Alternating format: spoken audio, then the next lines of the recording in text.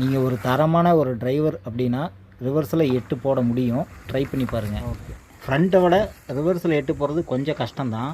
ஆனால் ஈஸியான மெத்தட் ஒன்று இருக்குது. நம்ம வந்து பார்த்திங்கன்னா 3 கண்ணாடியும் வந்து கரெக்டாக யூஸ் பண்ணோம் அப்படின்னா தலையை வெளியே விடாமையே ஈஸியாக வந்து 8 போட்டு பழகிடலாம். ஆனால் கண்ணாடி மட்டும் தானே பார்த்து ஓட்டணும். இது வந்து பார்த்திங்கன்னா கோல்டன் ட்ரையாங்கிள் அப்படின்னு சொல்லுவாங்க. சென்டர் கண்ணாடி, 2 சைடு மிரர், இந்த 2யும் இந்த 3யும் யூஸ் பண்ணி நம்ம வந்து ஈஸியாக வந்து 8 போட்டு பழகிடலாம்.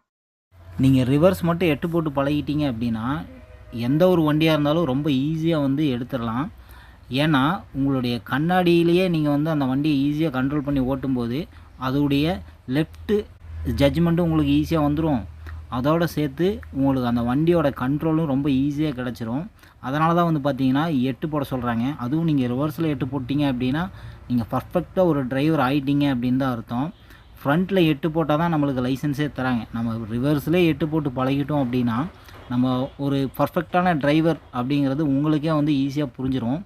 நார்மலாக வந்து பார்த்திங்க அப்படின்னா ரோட்டில் முன்னாடி மட்டும் எடுத்து ஓட்டுறது மட்டும் ஒரு டிரைவரோட வேலை கிடையாது. ஏதோ ஒரு சமய சந்தர்ப்பத்தில் நீங்கள் ரிவர்ஸில் வண்டி எடுக்க வேண்டிய சூழ்நிலை வரும்போது உங்களுடைய வண்டியை நீங்கள் ரிவர்ஸில் எடுக்க பழகியிருக்கணும். அதனால தான் வந்து பார்த்திங்கன்னா ரிவர்ஸில் 8 போட சொல்கிறேன். நீங்கள் 8 போட்டு பழகிட்டீங்க அப்படின்னா நீங்கள் எந்த ஒரு சுச்சுவேஷன்லேயும் வந்து பார்த்திங்கன்னா உங்கள் வண்டியை ஈஸியாக டேக் ஓவர் பண்ணி நீங்கள் வெளியே வண்டியை எடுத்துடலாம். ஒரு டிராஃபிக் ஜாமில் மாட்டினா கூட ரொம்ப ஈஸியாக வந்துடலாம். ஸோ 8 போட்டு பழகுங்க, ரிவர்ஸ்லையும் 8 போட்டு பழகுங்க. இந்த வீடியோ பிடிச்சிருந்தால் லைக் பண்ணுங்கள், ஷேர் பண்ணுங்கள். இதுபோல் பயனுள்ள வீடியோக்களை பார்க்க நமது சேனலை சப்ஸ்கிரைப் பண்ணிக்கோங்க.